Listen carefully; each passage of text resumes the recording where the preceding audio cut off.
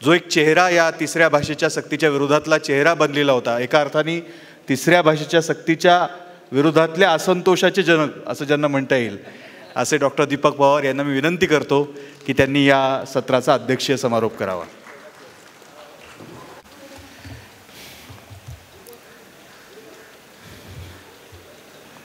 नमस्कार.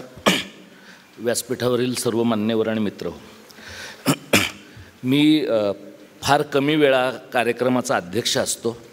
एक म्हणजे मी तेवढा ज्येष्ठ नाही आहे, आणि दुसरं म्हणजे बरेचदा मी पहिल्या दुसऱ्या नंबरवर बॅटिंगला पाठवण्याचा चळवळीतला माझा क्रम आहे. त्यामुळे अध्यक्षीय बोलण्यातला जो पोक्तपणा आहे तो माझ्याकडे जर तुम्हाला दिसला नाही तर तुम्ही मला माफ कराल याची मला खात्री आहे. दुसरा अध्यक्षीय बोलण्यातला एक तोटा मला असा दिसतो की सगळ्यांचं बोलून होतं आणि मग आपण आणि जेवण याच्यामध्ये संघर्ष चालू राहतो. तर आपल्याकडे मगाशी आम्ही ती मशाल पेटवली. मराठी समाजाचं प्रतीक असलेली मशाल असल्यामुळं तिनं पेटायला पण वेळ घेतला. ती इथनं स्टेजवरनं दूर गेल्यानंतरच जास्त पेटली. तर आपलं असं झालेलं आहे की संयुक्त महाराष्ट्राची जी मशाल आपण 56 साली पेटवली ती आपली 62 साली विझली. संयुक्त महाराष्ट्राचं संपूर्ण महाराष्ट्र समितीमध्ये रूपांतर झालं आणि ती मशाल विझली. त्यानंतर ज्यांनी ती मशाल हातात घेतली होती त्यांना ते लक्षात येण्यासाठी पाशवी बहुमतातलं सरकार सत्तेवर यावं लागलं. 60 वर्षे गेली. मधल्या काळात ज्याचा आता हातेकरांनी उल्लेख केला, ज्यांनी बेरजेचं राजकारण केलं, त्या सगळ्यांच्या बेरजेच्या राजकारणामध्ये भाषेच्या प्रश्नांची बेरीज नव्हती. हे गेल्या 60 वर्षामध्ये आपल्याला कळलेलं आहे. नाहीतर महाराष्ट्रातल्या भाषाविषयक काम करणाऱ्या 4 संस्था महाराष्ट्राची 65 आलेली असताना मरणप्राय अवस्थेमध्ये नसत्या, आणि त्या मरणप्राय अवस्थेत असतानासुद्धा महाराष्ट्रातले अभिजन अशा प्रकारच्या संस्थांना चिकटून गोचिडासारखे बसले नसते. त्यांनी काहीतरी भूमिका घेतली असती. आपल्याला का काम करावं लागतं? कारण ज्यांनी काम करणं अपेक्षित आहे त्या मंडळींनी योग्य वेळेला कामं न केल्यामुळे आणि 15-20 वर्ष आपण केलेल्या कामाकडे मराठी समाजाने दुर्लक्ष केलेलं असतानाही आपली कामाची हौस न भागल्यामुळं, या 2 कारणांनी आजच्या घडीला आपण मराठीचं काम करतो आहे. इथं 2-3 मित्र आहेत माझे. अनिल शिदोरे आता आहे का नाही मला माहीत नाही, कारण 2-3 तास तो काही बसेल असं मला वाटलं नव्हतं. अभ्यंकर इथं आहेत. अभ्यंकर आणि आम्ही समान धर्म असे आहोत की यश त्यांनाही हुलकावण्यात येतं, यश आम्हालाही हुलकावण्यात येतं. त्यांना आमच्यापेक्षा जास्त काळ यश हुलकावण्यात येतं, त्यामुळे ते त्या प्रोसेसमध्ये आमचे सिनियर आहेत.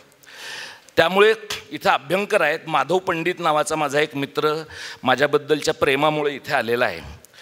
आणि 1993 साली आम्ही संजीव खांडेकरांच्या बरोबर एनरॉन विषयक एक अंक काढला होता. तो अंक काढल्यामुळे एनरॉन महाराष्ट्रातनं गेलं असं आमचा अजिबात समज नाही आहे. पण तो एक अंक काढला. आम्ही महाराष्ट्रात फिरलो बिरलो. त्यानंतर मी रूढार्थाने मास्तर झालो, प्राध्यापक झालो आणि माधव पंडित चळवळीमध्ये राहिला. 15-20 वर्ष चळवळीत काम केल्यानंतर तो एका इन्फ्रास्ट्रक्चर कंपनीमध्ये नंतर कामाला लागला. 15-20 वर्ष त्याच्याशी बोलताना मला सातत्याने असं वाटायचं की मी ह्या माणसाला ह्या नादाला लावलं नसतं तर कदाचित ह्याच्या आयुष्याचं बरं झालं असतं. असं माझ्याबद्दल अनेक लोकांना वाटतं. हे मला नंतरच्या काळात लक्षात आलं की म्हणजे प्रकाश परबांना असं वाटतं, इतर काही लोकांना, शांताराम दातार जे आज हयात नाहीत, त्यांना असं वाटतं की आमच्या नादाला लागून हा मराठीच्या चळवळीमध्ये उतरला आणि मग 20 वर्ष राहिला. हे सगळं जे काम आहे मराठीचं, मराठी कारणाचं, महाराष्ट्र धर्माचं, आता नीरज हातेकर म्हणाले ते महाराष्ट्र कारणाचं, या प्रकारचं काम करण्यासाठी ज्या प्रकारची ताकद लोकांनी लावली, आज इथे प्रथमेश नाही आहे काही कामानिमित्त, संदीपने, त्याच्या सगळ्या टीमने, शंतनू, इतर सगळ्या मंडळींनी ताकद लावली.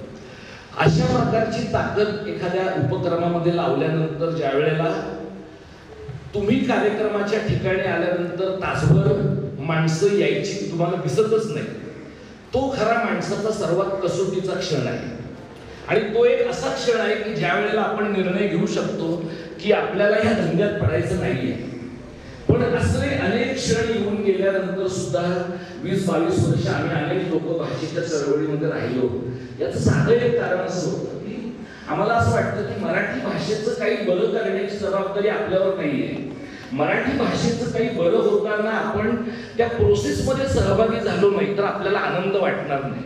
त्यामुळे जे काही काम आम्ही सगळ्या मंडळींनी मुंबईत केलं, इतर लोकांनी महाराष्ट्रात उभं केलेलं काम आहे, या कामाच्या मागची जी प्रेरणा आहे ती थोडी शरद जोशींचा शब्द उसना घ्यायचा तर स्वार्थाची प्रेरणा आहे.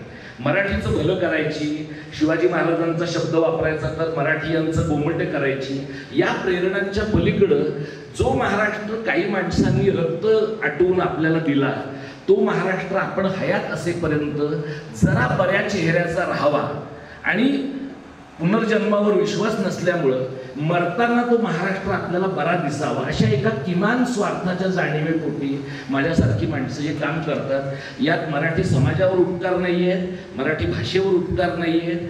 जे जर असेल तर आमची वैयक्तिक आनंदाची बाब आहे, वैफल्याची पण बाब आहे, पण आनंद आणि वैफल्य या दोन्ही एकाच नाण्याच्या दोन बाजू आहेत असं मी मानतो.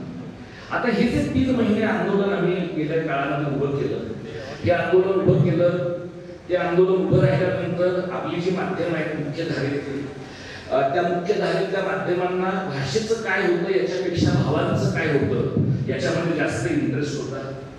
आपल्याला जनरलीच मराठी माध्यमांना मराठी समाजाप्रमाणे भावांचं काय होतं, चुलते पुतळ्यांचं काय होतं ह्याच्यात जास्त इंटरेस्ट आहे. ह्या सगळ्यातनं आपल्याला जर वेळ मिळाली आणि आपण जागा राहू शकलो तर मराठी भाषेचं काय होतं, महाराष्ट्राचं काय होतं, महाराष्ट्रातल्या वंचित समाजाचं काय होतं हे प्रश्न आपल्याला पडतात. आम्ही जर गेल्या 3-4 महिन्यामध्ये काही करू शकलो असतो तर मराठी समाजामध्ये झिरपत जाऊन मराठी समाजामध्ये एकापेक्षा अधिक नॅरेटिव्ह आहेत, एकापेक्षा अधिक कथन आहे, हे लोकांच्या पर्यंत आम्ही बोलू शकतो. इथे प्रतिमाताई आहे, किशोर ढमालेंच्या बरोबर आम्ही महाराष्ट्रातल्या 4-5 जिल्ह्यांमध्ये गेलो, संपत देसाईंच्या बरोबरीने गेलो, आणखी काही जिल्ह्यांमध्ये महाराष्ट्राच्या जाणार आहोत. विद्रोही सांस्कृतिक चळवळ असेल, जनवादी सांस्कृतिक आंदोलन असेल आणि मराठी अभ्यास केंद्रासारखी मुंबईतनं काम करणारी संस्था असेल, हे सगळे एकमेकांचे शत्रू नाही आहेत किंवा नव्हते, पण हे एकमेकांचे पार्टनर पण नव्हते. आम्ही आपापली कामं आपापल्या बेटांवर करत होतो आणि त्या बेटांच्या बद्दल आम्हाला काही फार दुःख होतं एकमेकांच्या बद्दल असंही नाही. म्हणजे आम्ही एकमेकांना माहिती होतो, पण त्या माहितीचं मैत्रीमध्ये रूपांतर होण्याची प्रक्रिया घडवून आणल्याबद्दल मी फडणवीसांचा अत्यंत मनपूर्वक आभार आहे. कारण त्यांना जर पाचवी बहुमत कशाच्या कारणाने, राहुल गांधी ज्याला इंडस्ट्रियल लेवल रिगिंग म्हणतात त्या इंडस्ट्रियल लेवल रिगिंगने मिळालं असेल किंवा आपल्या लाडक्या बहिणींनी आणि लाडक्या दाजींनी माती खाल्ल्यामुळे असेल, कुठल्या त्या कारणाने असेल ना, त्यांना जे काही बहुमत मिळालेलं आहे त्या बहुमतातनं त्यांचा मात जर वाढला नसता आणि कुठलीही भाषा लागली तरी मराठी समाज आपलं काही वागडं करू शकणार नाही, हा कॉन्फिडन्स जो सगळा पाटलांच्या लेवलचा आहे तो कॉन्फिडन्स जर त्यांना वाटला नसता तर आम्ही सगळे मराठी लोक जे टिळकांचा शब्द वापरायचा तर थंड गोळ्यासारखा पडलेला महाराष्ट्र हा गेल्या 4 महिन्यामध्ये थोडा चादरीच्या बाहेर येण्याचा प्रयत्न करतोय. फार आपण जागे झालो अशी आपण आपली समजूत घालायची त्याचं कारण नाहीये. तर आपण जर नीट जागे झालो असतो तर ज्ञानाची नगरी असलेल्या पुण्यामध्ये कदाचित माणसांना खाली बसावं लागलं असतं. इथे आमच्या डोळ्यावर लाईट आल्यामुळे समोरची गर्दी कमी आहे हे पटकन कळत नाही, पण ही डोळ्यावरची जरी नजरेवरचा लाईट नाही, नजर आमची स्वच्छच आहे. अजूनही महाराष्ट्राला कल्पना आहे, पण जे परिघावर आहे तेच केंद्रस्थानी जाण्याच्या लढाया लढू शकतात. जे केंद्रस्थानी आहे त्यांची फक्त हकालपट्टीच होऊ शकते, एवढी एक गोष्ट आपण नीटपणे लक्षात घ्यायला पाहिजे. हे सगळं काम करत असताना हातेकरांनी मगाशी आपल्याला सांगितलं, संघाचं एकूण जे सगळं नॅरेटिव्ह आहे त्याच्याबद्दल सांगितलं आणि त्यांनी माझं काम सोपं केलं आणि माझ्या शिव्या वाटल्या गेल्या आहेत. कारण दर हिंदुस्थानच्या कथनाबद्दल बोलण्याची भाषिक आणि सांस्कृतिक जबाबदारी माझ्यावर पडते. त्यामुळे बरेच लोक मला म्हणतात की मराठीबद्दल तू बोलतोस ते बरोबर आहे, पण ते संघाबद्दल आणि विशिंबाकेबद्दल बोललंच पाहिजे का? माझं असं म्हणणं आहे की आपण ज्या वेळेला आजाराच्या लक्षणाबद्दल बोलतो त्यावेळेला आजाराच्या मुख्य कारणाबद्दल पण बोललं पाहिजे.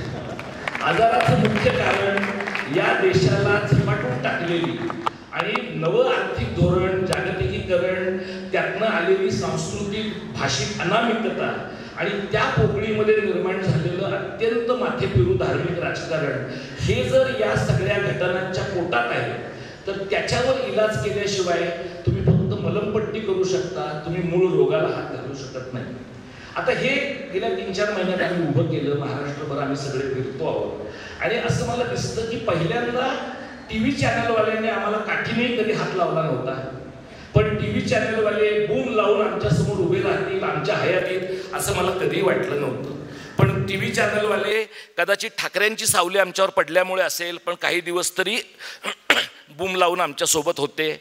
आमच्या आंदोलनामुळे 2 भाऊ एकत्र आले असं एक श्रेयसुद्धा परस्पर आम्हाला देऊन टाकण्यात आलेलं आहे. आम्हाला ते करायचं होतं की नाही ह्याच्याबद्दल अजूनही माझ्या मनामध्ये शंका आहे, पण बरेचदा नियतीच्या आपल्या आवाक्याच्या बाहेर असलेल्या काही गोष्टी चळवळीमध्ये घडतात. आणि माझं असं म्हणणं आहे की भाऊ एकत्र येतात का चुलते पुतणे एकत्र येतात याच्यापेक्षा एकत्र आल्यानंतर त्यांची निष्ठा महाराष्ट्र धर्मावर आहे का नाही हा प्रश्न आपण विचारला पाहिजे. हा प्रश्न जर आपण विचारला नाही तर आपल्या सगळ्या परिषदांना, आपल्या सगळ्या आंदोलनाच्या कार्यक्रमांना बौद्धिकाची पातळी येईल. मी तुम्हाला बौद्धिक काय पातळीचं घडतं तुम्हाला माहिती आहे. ते एक प्रकारचं निष्काम कर्मयोग आहे. तो बौद्धिकातनं काही घडत नाही. बौद्धिकातनं फक्त निर्बुद्ध जनतेची वाढ होत राहते. आपण जे स्वतःला मराठीवादी मानतो, आपण जे स्वतःला लेफ्ट लिबरल मानतो आणि थोड्याच दिवसांनी आपल्याला ज्यांना अर्बन नक्षलवादी सुद्धा मानलं जाणार आहे, हे जे सगळे आपण थोडं डोक्याच्या जागी असलेले लोक आहोत, आपल्यासारख्या लोकांनी विचार केला पाहिजे की 56 साली जर महाराष्ट्र एकत्र आणण्यासाठी लोकांनी एसेमना, डांगेंना आपलं नेता मानलं, प्रबोधनकारांना आपला नेता मानलं, तर मधल्या 60-65 वर्षात असं काय घडलंय की मराठी समाजाच्या डोक्यावर परिणाम झाला आहे. कदाचित आपण मराठी समाजाशी एंगेज करण्याच्या आपल्या पद्धतीकडे पण नव्यानं बघायला पाहिजे. ज्यांनी जात नीट पाहिली नाही त्यांनी जात पाहिली पाहिजे. ज्यांनी धर्माचे धोके नीट ओळखले नाहीत अशा काँग्रेसवाल्यांनी संघवाल्यांना मांडीवर बसून सगळ्या सांस्कृतिक संस्था त्यांच्या ताब्यात दिल्या. हे सगळे लोक 2014च्या स्वातंत्र्यापूर्वी सेक्युलर होते, 2014च्या स्वातंत्र्यानंतर ते हिंदू धर्माभिमानी आहेत. हे लोक इतक्या तातडीने रंग बदलतील आणि सरड्यांना लाज आणतील हे जर तुम्हाला कळलं नसेल तर तुम्ही राजकारण करण्याच्या लायकीचे लोक नाही आहात. हे आपल्याला कळलं पाहिजे. आपल्याला हे एका अर्थाने यांच्या स्वातंत्र्याचं 11वं वर्ष आलं आहे ते बरं आहे, म्हणजे आपल्याला 13वंही घालण्याची काही काळानंतर आपल्याला सोय निर्माण होईल. ही पुन्हा कॉन्सेप्ट त्यांच्याकडनंच आपण घेतली पाहिजे. त्यांची परिभाषा त्यांच्या विरोधात वापरण्याची ताकद आणि हिंमत आणि बौद्धिक द्रष्टेपणा हे दाखवण्याचं काम जोपर्यंत आपण करत नाही तोपर्यंत धर्माला छेद देणारं मराठीचं सांस्कृतिक राजकारण आपण उभं करू शकणार नाही. आता इथं संदीप, प्रथमेश, शंतनू या सगळ्या मंडळींनी हा सगळा घाट घातला. 1-2 दिवसानंतर महाराष्ट्र राज्याचा उत्सव झालेला गणेशोत्सव असतानाही आणि पुण्यनगरीमध्ये त्यापेक्षा दुसरं काही पवित्र कार्य उरलेलं नसतानाही 100-150 माणसं तरी या प्रकारचं परिघावरचं काम आपलं मानून इथे येतात.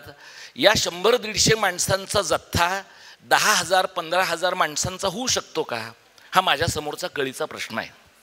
इथं आपण अनेकदा असं म्हणतो, म्हणजे विशेषतः पुरोगामी चळवळींमध्ये असं म्हणण्याची सवय आहे, पद्धत आहे आपली, की इथला एक माणूस 100 माणसांच्या सारखा आहे. याच्यात काही तथ्य नाही आहे. इथला एक माणूस एकाच माणसासारखा आहे. तो जर खरंच 100 माणसासारखा असता तर 50 कार्यकर्त्यांच्या बरोबर 5,000 माणसं वेगवेगळ्या ठिकाणी कार्यक्रमाला जाऊ शकली असती. धुळ्यात आम्ही किशोर ढमालेंच्या बरोबर जो कार्यक्रम केला त्यात तिथल्या सगळ्या तालुक्यांमधला अत्यंत समाजाच्या तळच्या घटकातला श्रमिक कार्यकर्ता आला. मला आणि डॉक्टर परबांना असा प्रश्न पडला की आपल्याला जे कळतंय असं आपल्याला वाटतं ते समाजाच्या या घटकापर्यंत पोचवण्याचं आपलं ट्रेनिंगच झालेलं नाही आहे. मुंबईत काम केल्यामुळं, पुण्यात काम केल्यामुळं कितीही तुम्ही विद्यापीठीय आणि इथल्या ब्राह्मणी परंपरा बोलताना नाकारल्या तरी आपल्या सिस्टीमचा त्या भाग झालेल्या असतात आणि त्यामुळे तुम्हाला अब्राह्मणी समाजाशी डील कसं करायचं हे करण्यासाठीचं जे ट्रेनिंग आहे ते ट्रेनिंग म्हणजे ह्या चळवळीचा भाग आहे असं मी मानतो. हा जो समाजातला वंचित घटक आहे ज्याचा खरा प्रश्न संध्याकाळी जेवायला मिळेल का नाही हा आहे, त्या माणसाने त्याचा प्राधान्यक्रम आपलं ऐकण्यापुरता बदलून भाषा हा त्या प्राधान्यक्रमात एक भाग आणावा अशी जर आपली अपेक्षा असेल तर माणसांच्या पोटापाण्याचे प्रश्न पण भाषेचं काम करणाऱ्या लोकांनी आपले मानले पाहिजेत. माणसांचं पोट भरलं तर माणसं भाषेबद्दल बोलतील, उपाशीपोटी माणसं भाषेबद्दल बोलणार नाहीत. काल मी संभाजी ब्रिगेड आणि मराठा महासंघाच्या काही केडरच्या लोकांशी, प्रवीण गायकवाडांच्यामुळे एका त्यांच्या गेट टुगेदरमध्ये बोललो. तेव्हा मी त्यांना असं म्हटलं की यशवंतराव चव्हाण आणि शरद पवार हे सत्तेतले तालेवार मराठी तुमचे आदर्श आहेत, पण थोडं मराठा याच आडनावापुरतं तुम्हाला विचार करायचा असेल तरीसुद्धा तुम्हाला भाई उद्धवराव पाटलांचा विचार का करता येऊ नये? तुम्हाला क्रांतिसिंह नाना पाटलांचा विचार का करता येऊ नये? सत्तेच्या सोबत राहूनच बेरजेचं राजकारण करता येतं असं नाही, किंबहुना सत्तेला नडणाऱ्यांना बेरजेचं राजकारण करण्याची जास्त गरज आहे, कारण आमच्याकडे बेरीज करण्याशिवाय दुसरं काही नाहीच आहे. सत्तेतल्या लोकांनी वजाबाकी केली तरी चालणार आहे, कारण त्यांची घरं गब्बर झालेली आहेत. चळवळीत राहणाऱ्या माणसांना वजाबाकीचं राजकारण करणं यानंतरच्या काळामध्ये परवडणार नाही. आणि म्हणून ज्या वेळेला अभ्यंकरांच्या सारखा माणूस अत्यंत शांतपणाने चिकाटीनं काम करून हितेश पोद्दारसारख्या एका नव्या मुलाला सोबत घेऊन आपली पुस्तिका लिहितात, हितेशसारखा मुलगा जो किंग्स कॉलेजमध्ये आहे, शिकतो आहे, आणि खरं तर त्याला मराठीमधनं लिहिण्याची अजिबातच गरज नाही, कदाचित मराठीतनं लिहिणं हे त्याच्या उत्कर्षाच्या आडच येण्याची शक्यता आहे, पण तरीही तो मराठी भांडवलाच्या विकासाच्या बद्दल लिहिण्याचा प्रयत्न करतो. मला असं वाटतं अशी तरुण मुलं आणि मुली आपल्याला या चळवळीमध्ये धरून ठेवणं आणि त्या माणसांकडे एका टप्प्याला चळवळीची पार्टनरशिप आणि नेतृत्व सोपवून देणं हे नितांत गरजेचं आहे.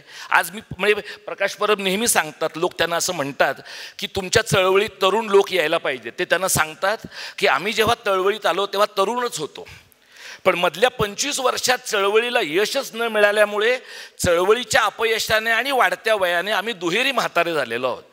त्यामुळे आत्ता जर मराठीचं हे आंदोलन आपल्याला महाराष्ट्राच्या कानाकोपऱ्यात न्यायचं असेल, आणि संभाजी भाऊंनी सांगितलं तसं ते जाण्यासाठी आम्ही जिल्ह्याच्या पातळीवर गेलो आहे, तालुक्याच्या पातळीवर अद्याप गेलेलो नाही, आणि तालुक्याच्या पातळीवर गेलं पाहिजे हे मला पूर्ण मान्य आहे. मला औरंगाबादमध्ये आत्ताच्या संभाजीनगरमध्ये झालेल्या एका कार्यक्रमामध्ये एक तरुण मुलगा असं म्हणला की अशा प्रकारच्या कार्यक्रमामध्ये जो क्राऊड येतो आहे तो त्याच्याशी बोलणं म्हणजे कन्व्हर्टिंग द कन्व्हर्ट आहे. ज्यांना आधीच आपलं म्हणणं पटलेलं आहे अशाच माणसांच्या समोर आपण आपलं म्हणणं मांडतोय का ह्याचा पण तुम्ही विचार करा. आणि म्हणून जसे उजव्या विचारांचे लोक गावागावांमध्ये जात आहेत, त्यांच्या बैठका होत आहेत, त्यांचे इतर उपक्रम होत आहेत, त्याच पद्धतीनं सर्वसामान्य माणसाशी एंगेज करण्याचा काही एक मार्ग आपल्यासारख्या चळवळ करणाऱ्या लोकांनी पण शोधला पाहिजे. तुम्ही अभ्यंकरांची पुस्तिका अवश्य घ्यायला पाहिजे असं मी तुम्हाला सांगतो. म्हणजे ते माझे मित्र आहेत आणि मित्राचं प्रमोशन करणं ही माझी नैतिक जबाबदारी आहे. हा जरी भाग त्यातला असला तरी त्याच्या पलीकडे जाऊन तुम्ही एक पहा की दीर्घ काळानंतर डाव्या पक्षांनी महाराष्ट्रातल्या संयुक्त महाराष्ट्राची बॅटन जिथे सोडली होती तिथून त्यांनी 2025मध्ये ती बॅटन जर पुन्हा हातात घेतली आहे, तर यानंतरच्या काळातलं महाराष्ट्र कारण जर तुम्हाला 2 ठाकरेंच्या राजकारणाच्या पलीकडे जाणारा हवं असेल, 2 पवारांच्या राजकारणाच्या पलीकडे जाणारा हवा असेल, आणि ते तसं झालं तरच टिकणार आहे. जर ते 2 पवार आणि 2 ठाकरेंच्या पुरतं मर्यादित राहिलं तर ते महापालिकेच्या निवडणुकीनंतर एक संपेल, आणि चुकून जर हे सरकार पुढे मागे पडलंच तर महाराष्ट्रातल्या विधानसभेच्या निवडणुकीच्या वेळेला दुसरा भाग त्यातला निकामी होईल. नवं संस्कृतीकरण, नवं पर्यायी राजकारण जुन्या माणसांच्या कुबड्यांवर चालत नाही, जुन्या विचारांच्या लोकांच्या कुबड्यांवर चालत नाही. जो काही विचार आहे, कच्चा विचार असेल, जो काही विचार आहे थोडा पूर्ण न पिकलेला विचार असेल, पण नव्या माणसांनी जुन्या माणसांना सोबत घेऊन पण नव्या काळाशी सुसंगत अशा प्रकारचा विचार आपण मांडला पाहिजे. हा विचार जो महाराष्ट्र कारणाचा आहे, मराठी धर्माचा आहे, हा विचार अधिकाधिक लोकांच्यापर्यंत जावा हे जितकं महत्त्वाचं आहे तितकंच महत्त्वाची मला ही गोष्ट वाटते की कार्यकर्ते निर्माण होणं, विचार करणाऱ्या लोकांच्या फौजा निर्माण होणं, आणि या सगळ्या चळवळी ह्या चळवळी होणं, त्याचं NGOकरण झालं की त्याचा बाजार उठणार आहे. तुम्ही लक्षात घ्या की आपल्याकडे गेल्या 25-30 वर्षामध्ये MSW झालेले लोक खोऱ्यानं वाढलेले आहेत. त्यांचे फंडिंग एजन्सीचे रिपोर्ट अगदी चकचकीत गुळगुळीत कागदावर आहेत, पण हे लोक आणि नवभांडवलदारीचे समर्थक यांच्यामध्ये फक्त गळ्यातल्या बिल्ल्याचा फरक आहे, बाकी काही फरक नाही आहे. त्यामुळे रस्त्यावरची चळवळ जेव्हा करायची आहे त्यावेळेला तुम्ही सरकारमधल्या लोकांना जसं म्हणता की एअर कंडिशन खुर्च्यांमधनं शहाणपण शिकवू नका, तसं आपल्याला ठरवून दिलेल्या डोसेसचंच बंड केलं पाहिजे असं सांगणाऱ्या लोकांना पण आपण म्हटलं पाहिजे की बंड जर आमचं आहे तर परिभाषा पण आमची असणार आहे. बंडाची परिभाषा दुसऱ्याकडनं घेणारे लोक सहसा यशस्वी होत नाहीत. ते कोण होतात?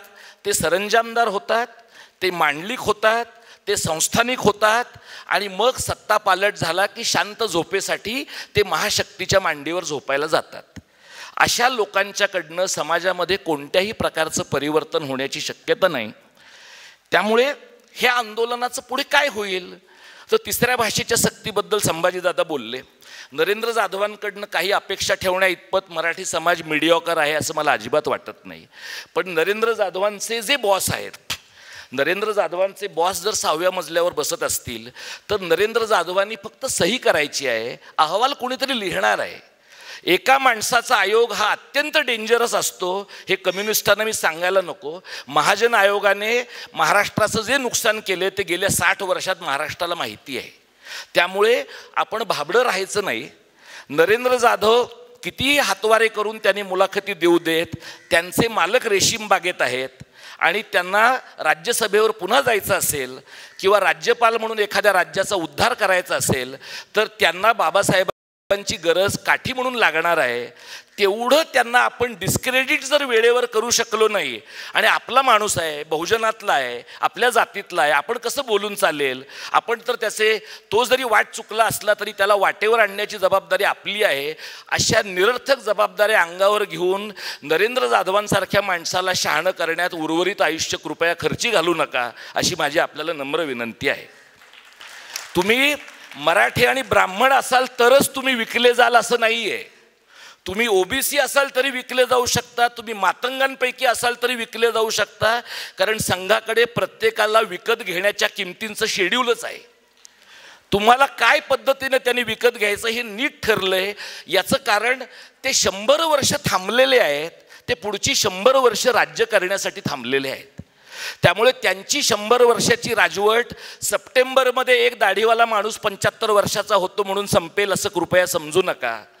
आणि मगाशी लक्ष्मीकांत देशमुखांनी सांगितलं की हिंदीचं काम अमित शहांकडे आहे. स्वाभाविक आहे, हा देश त्यांच्याकडे इतक्या आशेनं पाहतो आहे, त्यामुळे हिंदी भाषासुद्धा त्यांच्याकडे नितांत आशेने पाहत असेल याची मला पूर्ण खात्री आहे.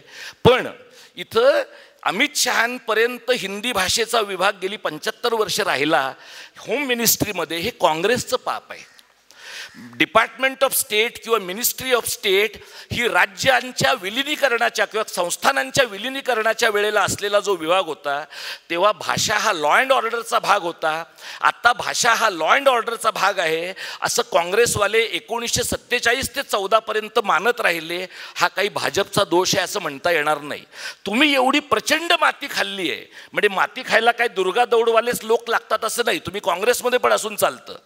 ती माती तुम्ही 75 वर्ष खाल्लेली असल्यामुळे यांना उकरायला मऊ मऊ जागा मिळालेली आहे. त्यामुळे पहिल्यांदा आपण मागणी केली पाहिजे की हिंदी भाषेचा विभाग भारत सरकारमधनं बंद करून भारतीय भाषांचा विभाग केंद्र सरकारमध्ये स्थापन केला पाहिजे. आणि जो काही पैसा तुम्ही खर्च कराल, 8व्या परिशिष्टामध्ये ज्या 22 भाषा आहेत आणि सीताकांत महापात्रा कमिटीनं ज्या 39 भाषांचा उल्लेख केला आहे, पैसे खर्चच करायचे आहेत. तुम्हाला जर उधळपट्टीच करायची आहे तर भारतातल्या सगळ्या भाषांवर करा. हिंदी भाषा ही काही उधळपट्टीची एकमेव मालकीण भाषा नाही आहे.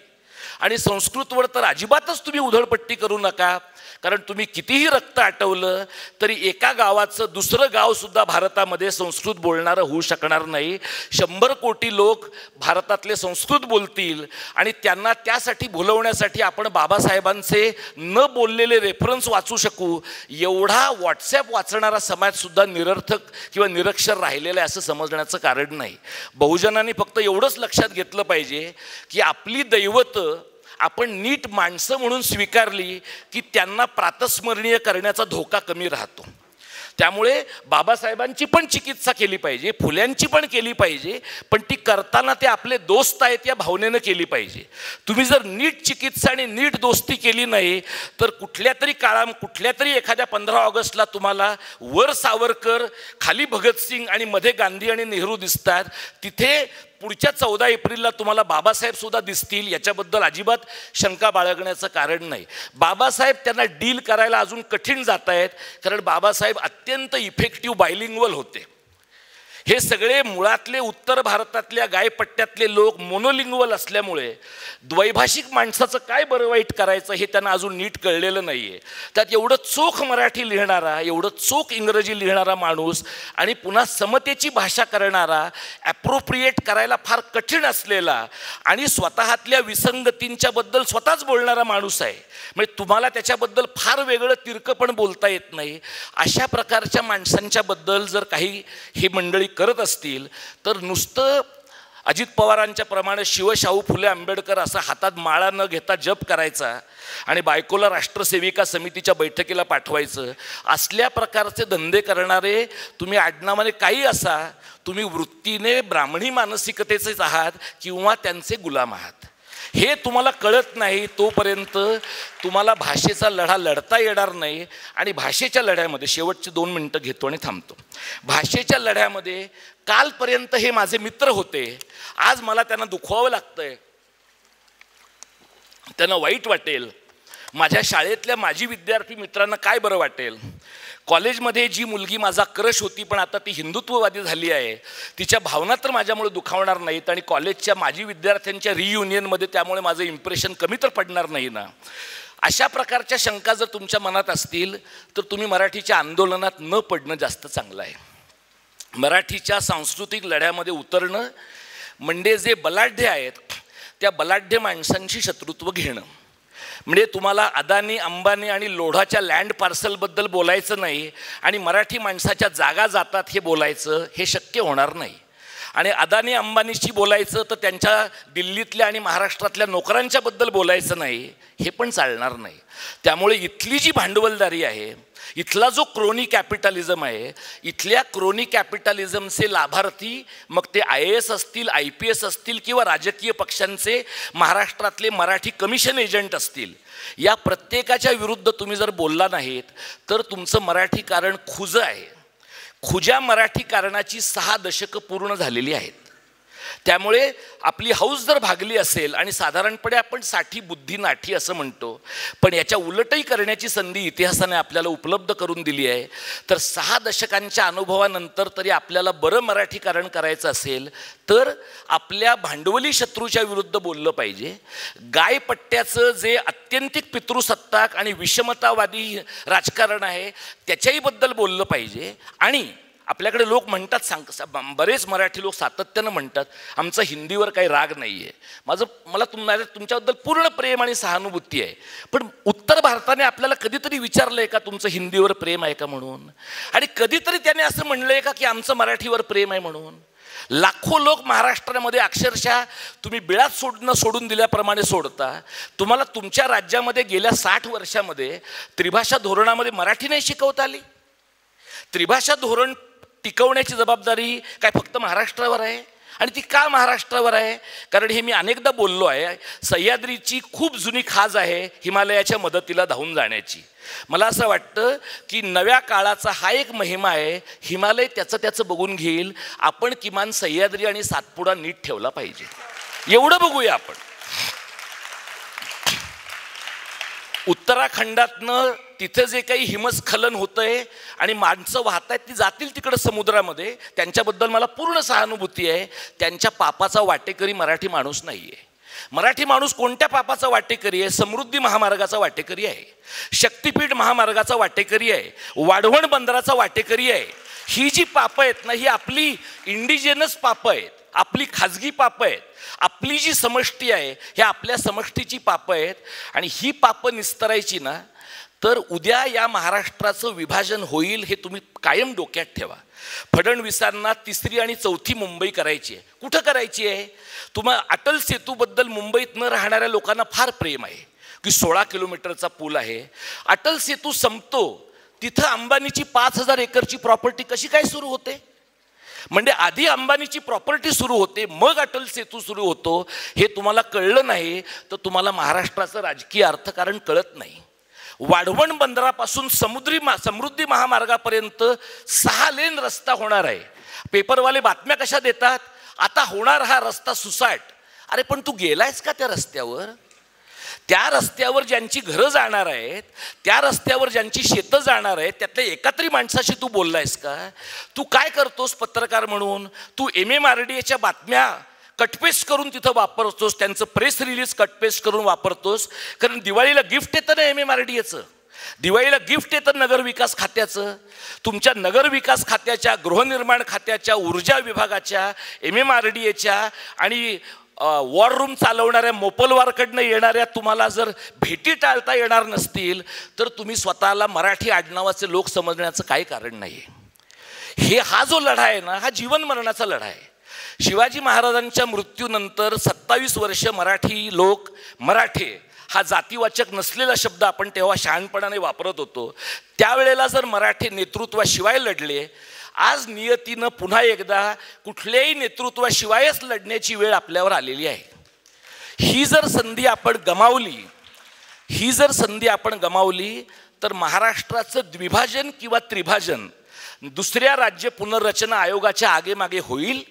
आणि दुसरंही तुम्ही लक्षात घ्या, हिंदुस्थानवाले जेवढ्या केंद्रीय पद्धतीनं हा सगळा देश आखडून घ्यायला बघतील, तेवढं या देशामध्ये स्वायत्तता आणि राज्यांच्या स्वाभिमानाच्या चळवळी प्रचंड वाढणार आहेत. आपण नुसतं तामिळनाडूचं नाव घेऊन उपयोग नाही, थोडी लाजही आपल्याला वाटली पाहिजे की त्यांना द्रविड आयडेंटिटी उभी करता येते, आपल्याला महाराष्ट्र धर्माची आयडेंटिटी का नाही उभी करता येत? आपल्याला महाराष्ट्र धर्माची आयडेंटिटी उभी करण्यापासून मोदी शहाने रोखलंय का? आपल्याला महाराष्ट्र धर्माची आयडेंटिटी करण्यापासून इंदिराबाईंनी रोखलं होतं का? आपल्यात बेसिक प्रॉब्लेम आहे. आपल्यात बेसिक प्रॉब्लेम असा आहे की राष्ट्र आणि महाराष्ट्र याच्यात काय निवडायचं ह्याच्यामध्ये आपण डोळे झाकून राष्ट्रच निवडतो आहोत. अरे हे पण राष्ट्रच आहे आणि हे तर महाराष्ट्र आहे. नुसता शब्दांचा खेळ नाही हा. या राज्याच्या बाबतीमध्ये, इथल्या भाषिक समाजाच्या बाबतीमध्ये युरोपातल्या 4-5 देशांच्या पेक्षा जास्त मोठी लोकसंख्या असलेल्या एका भूप्रदेशात आपण राहतो आणि आपल्याला मराठवाड्यात काय घडतं ते कोकणात कळत नाही, कोकणात काय घडते ते विदर्भात माहीत असत नाही. अशा प्रकारचा एक शून्य आयडेंटिटी असलेला समाज गेल्या 65 वर्षात आपण क्रमाक्रमाने निर्माण केला आहे. आणि तो निर्माण करण्यामागचं महत्त्वाचं कारण आपण भाषा विसरलो, आपण शाळा विसरलो. भाषा, शाळा, संस्कृती आणि आपलं राज्य आणि मराठी माणसांचं हित अहित ह्या एकमेकांमध्ये अभिन्नपणे गुंतलेल्या गोष्टी आहेत. हा एकत्रित विचार करूया आणि लढलं पाहिजे असं मला वाटतं. इथं जी माणसं पुण्यात लढत आहेत त्यांच्याही मागं तुम्ही उभं राहिलं पाहिजे. आम्ही 4-5 जण तुम्हाला स्टेजवर दिसतो आहोत, पण 4-5 जण जेव्हा स्टेजवर दिसतात तेव्हा 100-500 माणसं मागणं काम करत असतात. अशा प्रकारच्या काम ज्यांचं दिसत नाही अशा बिनचेहऱ्याच्या माणसांच्या कामाबद्दल किमान समाज माध्यमांच्या काळामध्ये तरी अलर्ट राहूया. संयुक्त महाराष्ट्राच्या लढ्याच्या वेळेला ठीक होतं की लोकांना कळलं नाही कोण माणसं मेली, सर्वसामान्य माणसं कोण गेली. या सर्वसामान्य माणसांना आपण दीर्घकाळ अनामिक ठेवलं, ॲनॉनिमस ठेवलं, बिनचेहऱ्याचं ठेवलं आणि ते थेटपणाने RSSच्या ट्रॅपमध्ये अडकलेले आहेत. RSSच्या ट्रॅपमध्ये माणूस स्वतःहून गेला नाही आहे. डाव्या पुरोगामी मंडळींनी, काँग्रेसवाल्यांनी आणि हिंदुत्ववादाच्या मांडीवर जाऊन बसणाऱ्या 2 मराठीवाद्यांनी सुद्धा ठरवून सगळ्यांना RSSच्या मांडीवर नेऊन ढकलून दिलंय. आपणच जर हे केलंय तर आपण तिकडं ढकललेला माणूस परत माघारी आणणं ही आपलीच सांस्कृतिक आणि भाषिक जबाबदारी आहे. ही दीर्घ लढाई आहे, ही एकत्रपणे लढली पाहिजे. लढाईला कष्टाचं सोंग आणता येत नाही, धीराचं सोंग आणता येत नाही, धैर्याचं सोंग आणता येत नाही आणि पैशाचं पण आणता येत नाही. यातली जी गोष्ट ज्या ठिकाणी कमी असेल ती गोष्ट भरून काढण्याचा प्रयत्न करूया आपण. आपल्याला काही फॉर्च्युनरमधनं जाणारं आंदोलन करायचं नाही, त्यासाठी आपण काही पक्ष ठेवलेत. आपल्याला त्या प्रकारचं आंदोलन करायचं नाही, आपल्याला लोकांचंच आंदोलन करायचं आहे. आणि महाराष्ट्र धर्माची ओळख किमान पुढच्या 25 वर्षामध्ये आपण उभी करण्याचा प्रयत्न करू. आपल्या हयातीत नाही झालं तरी किमान एखाद्या व्हर्च्युअल नेटवर्कवरच्या पूलमध्ये या प्रकारच्या माणसाने काहीतरी कष्ट केले होते. एवढी जरी इतिहासामध्ये आपली नोंद राहिली तरी मला वाटतं ज्यांचे इथं फोटो लावलेत आपण सगळ्या माणसांचे, त्या माणसांच्या 1% कर्तृत्वसुद्धा नसणारे आपल्यासारखे लोक आहेत. आपला एक फ्लायर जरी झाला ना आणि आपलं एक ग्राफिक जरी झालं तरी आपल्याला मोक्ष मिळाला असं समजायला काही हरकत नाही. एवढीच क्षमता आहे आपली. त्यामुळे आपल्या क्षमतेबद्दल गैरसमज नको आणि आपल्या अक्षमतेबद्दल न्यूनगंड पण नको. या ताकदीनं जर आपण काम केलं तर मला वाटतं काहीतरी उभं राहील. आणि सर्वसाधारणपणे बऱ्याच नव्या गोष्टी पुण्यातनं उभ्या राहतात असं मी ऐकतो लोकांकडनं. प्रत्यक्षात मला तो अनुभव यायचा आहे. त्यामुळे आता हे जे काही आपण करतो आहे ते जर उभं राहिलं तर पुण्यनगरीबद्दलचा जो काही प्रवाद आहे तोही खरा आहे असं मानण्याकडे माझा कल राहील. त्यामुळे ही जबाबदारी अंतिमतः एका बऱ्या कार्यकर्त्याप्रमाणे मी पुण्यातल्या लोकांवर ढकलून मुंबई शहराकडे जाणार आहे. त्यामुळे हे काहीतरी उभं करूया आणि हे उभं राहिलं तर आपल्याला किती आनंद होईल माहिती नाही. आपली पुढची पिढी मराठी राहील, मराठी आडनावाची राहणार नाही. एवढं तरी आपण करूया अशी अपेक्षा बाळगतो. आणि तुमच्या जेवणावर एक 20 मिनटं गदा आणल्याबद्दल मी माफी मागतो. धन्यवाद. जय मराठी, जय महाराष्ट्र.